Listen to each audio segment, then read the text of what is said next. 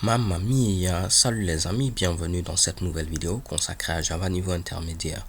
Comme promis, dans cette vidéo, nous allons créer notre propre ressource, ce qui va nous permettre de voir un peu que cette histoire de try with resources là, il n'y a vraiment rien de bien compliqué. Donc ce qu'on va faire ici, je vais venir créer une nouvelle classe. On va l'appeler ici, disons, my resource. Ok, donc je l'ai écrit en anglais et je vais faire finish. Donc, pour que ce soit une ressource, comme on l'a vu dans la vidéo précédente, il faudrait tout simplement que cette classe implémente l'interface AutoCloseBall. Ok, que ce soit de manière implicite ou explicite. Donc là, on va le faire de manière explicite. On va mettre ici implements et je vais chercher AutoCloseBall. Donc, j'ai fait CTRL espace et je choisis ce Mitsubishi là. Donc, ma machine est un peu lente plutôt, désolé les gars. Maintenant que c'est fait, on doit ici redéfinir l'une des méthodes, c'est la méthode close. Et chez Kebam, on a maintenant notre classe myResource qui est bel et bien une ressource. Ce qui veut dire qu'on peut maintenant l'utiliser au niveau d'un bloc try with resources. On va créer une classe test, donc je fais new class. On va l'appeler ici test driver et je vais cocher main et faire finish.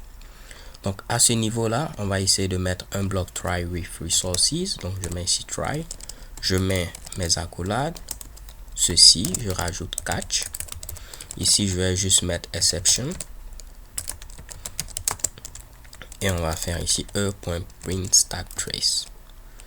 Maintenant à ce niveau là, vu que my resource est maintenant une ressource, je peux mettre ici ceci et je vais l'appeler ici rs comme ressource. Désolé, je suis un peu paresseux et je vais mettre ici myResource. Donc vu que notre classe myResource implémente l'interface AutoCloseBall, c'est une ressource et ce qui va faire que automatiquement Java lui-même va se charger de fermer notre ressource, donc appeler sa méthode close. Pour vous le prouver, à ce niveau là, je vais mettre tout simplement un petit sysout et je vais mettre ici fermeture de notre super ressource, un truc comme ça. Ok, donc ce qui va se passer ici, c'est quoi? On va venir exécuter ce code là, il va faire ceci et après, vu que c'est une ressource, il va fermer ici notre ressource lorsqu'on ne va plus en avoir besoin. Donc à un moment donné, le texte qu'on a eu à écrire ici va s'afficher. Je lance l'exécution de ce code et qu'est-ce que vous allez voir à ce niveau là? Chez Kebam, fermeture de notre super ressource. Ok, donc comme vous pouvez le voir, rien de bien compliqué à ce niveau là. Maintenant ce qu'on va faire ici avant de terminer cette vidéo, on avait vu que au niveau des flux d'entrée-sortie, ils avaient créé une interface qui avait pour nom CloseBall et cette interface là héritait de l'interface AutoCloseBall. Ok, au niveau de AutoCloseBall, là-bas on levait une exception de type exception, mais au niveau de CloseBall, on levait une exception de type IOException. Donc je vais vous le prouver rapidement. Si je reviens au niveau de ma ressource, en lieu et place de mettre AutoCloseBall, je vais mettre ici CloseBall. On va essayer d'ouvrir et vous voyez que là, on levait une exception de type IOException. Donc ce qu'on va faire ici, c'est quoi? De la même manière qu'ils ont eu à créer CloseBall et ils ont levé un autre type d'exception, on va faire pareil. On va faire un clic droit ici, New, on va faire Interface. Nous, on va l'appeler ici TDN comme Teacher du Net, CloseBall. Ok, juste pour le fun. Et là, je vais faire Finish. Maintenant, à ce niveau-là, on va hériter de AutoCloseBall. Et ce qu'on va faire ici, c'est changer un peu la signature de la méthode close. Donc, si vous regardez ici, on va copier cette même signature-là, seulement que nous, on va lever une autre exception.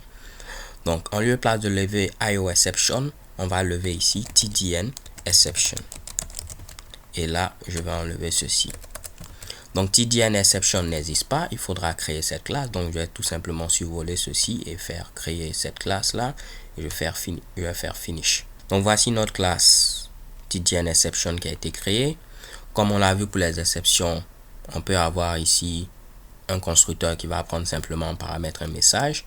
Donc je vais faire CTRL espace, je vais prendre ce constructeur là, seulement que je vais dire ici, on va avoir ici un message en paramètre Et tout ce que je vais faire à ce niveau-là, c'est un super de message. Oups. Et voilà le résultat. Comme on l'avait vu, on a ceci à cause de la sérialisation. Je vous l'ai dit, on va y revenir peut-être dans les vidéos à venir. Ne vous inquiétez surtout pas. Donc maintenant que cela est fait, c'est-à-dire que nous, on a maintenant notre propre interface qui hérite de AutoClosable. C'est-à-dire qu'on peut maintenant l'utiliser. Et on aura toujours ici MyResource qui va représenter une ressource. Donc en lieu et place d'implémenter AutoClosable, on va implémenter à ce niveau TDN Closable, ce qui veut dire qu'on doit lever une exception, cette fois-ci TDN Exception. Maintenant que cela est fait, je reviens au niveau de Test Driver, comme vous pouvez le voir ici. Rien ne va changer. Si je lance l'exécution, chez bam, vous voyez le résultat. Seulement que à ce niveau-là, on a vu que c'est vraiment très simple de pouvoir créer ici notre propre interface qui va lever cette fois-ci une exception particulière. Donc les gars, c'est tout pour cette vidéo. L'idée, c'était juste de vous montrer comment créer ici votre propre ressource. C'est juste avoir une classe qui va implémenter de manière implicite ou explicite AutoClosable. On a vu comment le faire de manière explicite. On avait implémenté AutoClosable. Et de manière implicite, maintenant, on l'a vu également. On a implémenté cette fois-ci TDN Closable. Mais TDN Closable n'est rien d'autre qu'une interface qui hérite de AutoClosable. Donc on gardait ici toujours notre classe MyResource qui représente une ressource. So thank you guys for watching. Don't forget to subscribe and have a nice day. Peace.